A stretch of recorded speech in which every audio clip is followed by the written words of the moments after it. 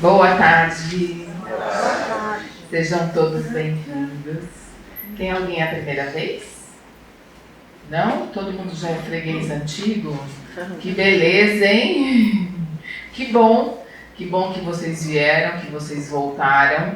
Isso quer dizer que nós já estamos mais afinados e que tudo aquilo que eu disser aqui hoje não vai ser novidade, mas vai ser sempre um lembrete, né? Para que nós estejamos sempre conectados com os ensinamentos do nosso Mestre Jesus.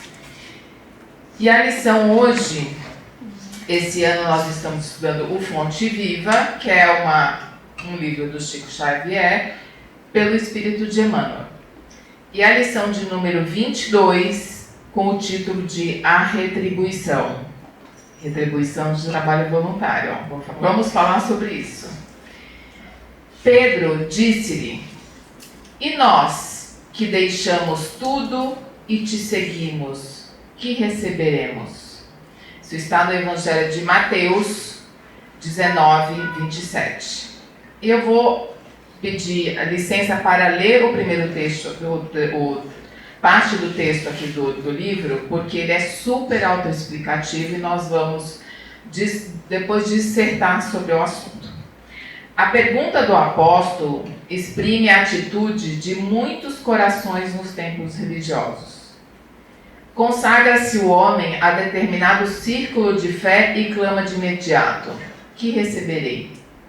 Todos nós, quando chegamos a um templo, a uma casa espírita, seja lá aonde você vá conhecer, tentar se conectar, escolher aonde você vai frequentar, a primeira pergunta é: vai demorar para eu receber a bênção? Vai demorar para eu descobrir os números da Mega Sena? Vai demorar para minha vida começar a melhorar? Aí nós estamos todos recebendo e querendo a parte material da vida. E Emmanuel vai falando o seguinte, olha: a resposta, porém, se derrama silenciosa por meio da própria vida. Que recebe o grão maduro após a colheita? O triturador que o ajuda a purificar-se. Que prêmio se reserva à farinha alva e nobre? O fermento que a transforma para a utilidade geral. Que privilégio caracteriza o pão depois do forno? A graça de servir. Então, meus irmãos, que privilégios nós vamos receber a partir do momento que fazemos essa pergunta: e nós que deixamos tudo e seguimos, o que receberemos? Assim como Pedro, nós também fazemos esse questionamento. A graça de servir. Ah, mas eu não quero servir ninguém. Ok, mas primeiro você vai começar a servir a você. Porque como nós falamos aqui, que nós temos que ter a reforma íntima, que é o auto... Eu não gosto de reforma porque eu tenho um ranço de reforma. Mas vamos falar em autoconhecimento.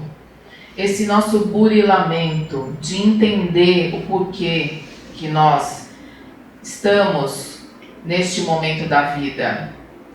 Abandona essa angústia, abandona essa dúvida e vai servir. O que Jesus pede a Pedro não é que abandone a sua família, que abandone os seus bens materiais, que abandone a sua casa. É exatamente isso. Que abandone a dúvida. Ah, Clóris, mas você está falando de um Deus que a gente não enxerga. Uai, você enxerga o ar que você respira? Mas você respira do mesmo jeito. Então, ter fé é exatamente isso. É saber que aqui, neste livro, em todos os ensinamentos que Jesus deixou, estão as respostas para o seu melhoramento. Para você largar os seus vícios e você começar a trabalhar as virtudes que Jesus nos deixou para que nós sejamos seres humanos melhores, para servir a nós em primeiro lugar. Porque quando nós nos melhoramos, nós melhoramos também aqueles que estão conosco.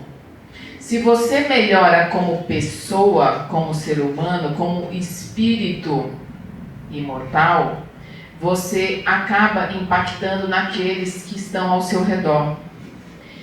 E como a Priscila falou, o pagamento de trabalhar na caridade é o pagamento de servir. Quando a gente está aqui fazendo uma palestra, quando nós, os trabalhadores do CRE, estamos aqui nas terças, nas quintas, aos sábados, o pessoal da diretoria, o pessoal do café, do bazar, servindo, é para manter esta casa em pé, porque ela só funciona porque pessoas se dispõem a isso, a doar o seu tempo, a se melhorar, porque nós estamos aqui, não é porque nós somos legais, não, porque a gente precisa mudar mesmo. E a gente vai mudando uns com os outros. Um vai te empuxando, um vai te empurrando, tendo uma palavra, o acolhimento, porque o CRE é uma casa de acolhimento. E servir ao outro é servir a si próprio. Então, nem que seja por egoísmo, melhore a você para você conseguir ser uma pessoa melhor para você mesmo. Não ser intragável para você. Porque estava conversando com a colega quando chegou, como que você faz para fazer ginástica todo dia? Ela, eu não penso, eu ponho a roupa e vou. Porque acordou, respirou, está vivo, só vai. Porque é para você, não é para ninguém. Não é para mostrar no Instagram, não é para postar nas redes sociais, é para você. É servir, é o autocuidado para você. Aí se você está bem de saúde, você vai conseguir servir aos seus irmãos, aos seus filhos, ao seu marido, aos seus pais, honrar quem veio antes de você. Uma vez conversando com uma tia muito idosa, eu falei, mas eu estou esquecendo as coisas que a minha avó me ensinou, porque minha avó faleceu, eu era adolescente. Ela falou, começa a fazer o que você lembra que ela te ensinou, porque isso você está honrando o legado dela. E eu comecei a cozinhar, que era algo que minha avó gostava muito. Então, uma forma da gente manter vivo dentro da gente aqueles que foram, honrar aqueles que foram, que passaram por a nossa vida, é o que te deixou de bom, o que você lembra, essa conexão com quem já foi. Isso também é servir, é passar para frente, porque meu filho aprende. Eu recebo as pessoas na minha casa e falo, isso é uma receita da minha avó, eu estou honrando quem veio antes de mim. Então isso é um ato de servir e agradecer, né? Gratidão. E o que nós acaba que nós vemos muito é a fé como moeda de troca, né? E infelizmente não é assim que funciona. Quando Jesus veio e nos falou, amai a Deus sobre todas as coisas e a teu próximo como a ti mesmo, o que ele estava querendo nos falar? Amai a Deus sobre todas as coisas é fé. E a teu próximo como a ti mesmo é amor e caridade. Então ele resumiu tudo num único mandamento e resolveu a nossa vida. Que é só fazer isso. É fácil? Claro que não, gente. É um dia de cada vez. Agora, nós temos esses homens, né, esses evangelistas, mulheres também, que vieram antes de nós e deixaram o seu exemplo. Como Pedro, né? Mas Pedro negou Jesus 3 vezes. Graças a Deus que ele fez isso. Naquele tempo, se ele não tivesse feito isso, ele teria morrido. Foi uma preservação da espécie ali, para que ele continuasse levando para frente os ensinamentos de Jesus. Porque matavam-se cristãos em circos, era diversão, né? Então, Pedro negar Jesus, ele se preservou ali, porque já o destino de Jesus já estava traçado. Então, Pedro foi, naquele momento, até mal interpretado, né? Mas, se ele não tivesse negado Jesus, não teria levado à frente. Outro que abandonou tudo para seguir Jesus, os ensinamentos, Saulo de Tarso. Antes de ver Jesus às portas de Damasco e acontecer a sua conversão, ele adotar o nome de Paulo de Tarso, ele estava indo a Damasco porque ele também era um perseguidor dos cristãos. Então ele estava indo capturar cristãos, Então, olha só, ele abandonou tudo. Quando Jesus fala abandona tudo e me segue, é isso. Paulo fez uma transformação, mudou de nome, ele era um homem de posses, ele era rico, ele largou tudo isso, porque se ele não largasse essa tendência dele, né, a forma que ele enxergava os cristãos, aquilo que ele for ensinado, ele não ia conseguir fazer tudo o que ele fez. Então ele cortou, foi uma ruptura, mudou de nome, deixou tudo para trás, para conseguir divulgar os ensinamentos do Mestre Jesus. E é tão interessante que nós ficamos uma vida inteira procurando um propósito nas nossas vidas. Qual o propósito? Já pararam para pensar? Qual que é o propósito da vida de vocês? Propósito é a própria vida. Viver é o propósito. Mas é viver, não apenas sobreviver. Que muitos estão sobrevivendo, não estão vivendo de verdade. E quando você vive os ensinamentos de Jesus, que você serve, aí você entende. Você entende o quão gratificante é o ato de servir. A retribuição de Jesus é uma vida com propósito de viver, servir, amar, compreender, perdoar e doar. Super fácil, né? Tranquilo. A gente está aqui aprendendo, um dia de cada vez. Um dia de cada vez e com Deus em todos eles. E conhecer apenas não é suficiente. Estava lendo uma matéria, uma entrevista da Monja Cohen com o professor e filósofo, escritor, o Mário Sérgio Cortella. Vocês conhecem? Sim. E ela fez algumas perguntas para ele e ele falou assim: olha, monja, eu fumei durante muitos anos na minha vida. E fumei, e fumei, e fumei, e fumei, até não poder mais fumar. Vocês acham que ele não sabia que não podia fumar, que ia fazer mal à saúde dele? Ele sabia. Mas uma coisa é você saber, outra coisa é você colocar em prática. Então, o que o Espiritismo nos desafia é exatamente isso, é a fé na prática. Você pode ler todos os livros de Kardec, toda a bibliografia espírita, de nada vai servir se você não praticar. E esse é o grande exercício, é praticar. Assim como o Mário Sérgio falou, eu sabia que fumar fazia mal. Mas e aí? Só mudei quando já não tinha mais jeito, quando já estava com uma patologia que ou morre, né? Então é assim, o que é conhecer a si mesmo? Todos nós, cada um de nós, tem aquele segredo, aquela questão que nós sabemos que nós devemos mudar. Toda vez que nós apontamos o dedo para o outro, aquilo que incomoda no outro é o que nós precisamos mudar. Então vamos prestar atenção. Fala, fulano é isso. Opa, será que eu não sou igual? Porque se me incomoda tanto é porque eu reconheço em mim.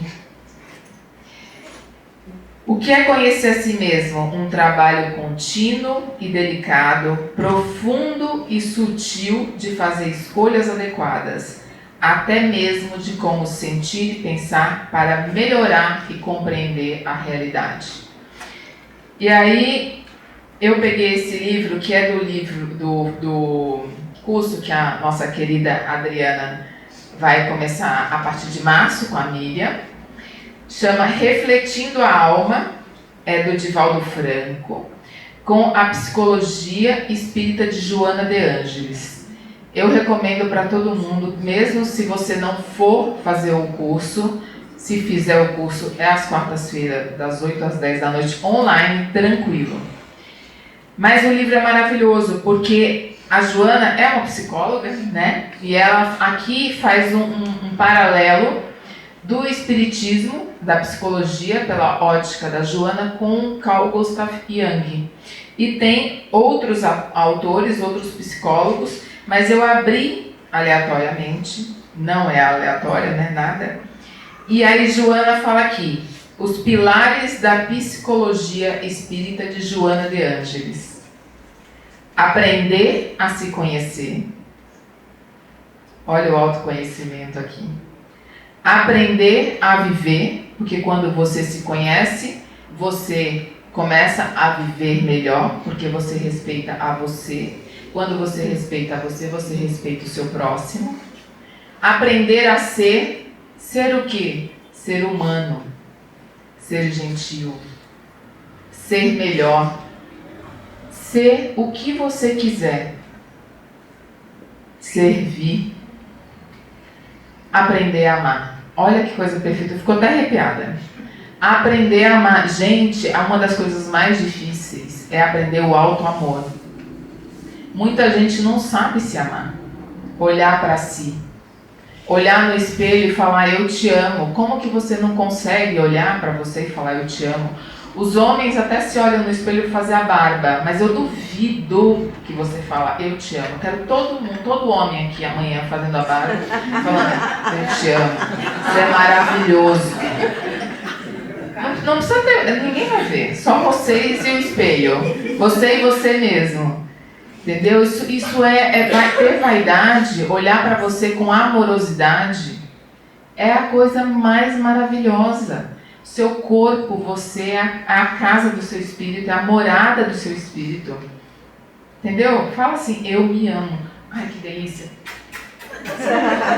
Ai, obrigada, corpo, que me acolhe. É o único que a gente tem, nesta vida, pelo menos. Entendeu? Então nós temos que ter este olhar para nós. De saber que servir a nós em primeiro lugar, para nós servirmos aos outros. E o salário vem do coração, para nós mesmos.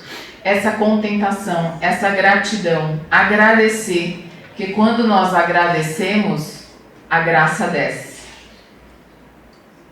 Não existe maior liberdade do que você poder agradecer todos os dias por estar vivo. Liberdade de amar, liberdade de ser, os pilares da Joana.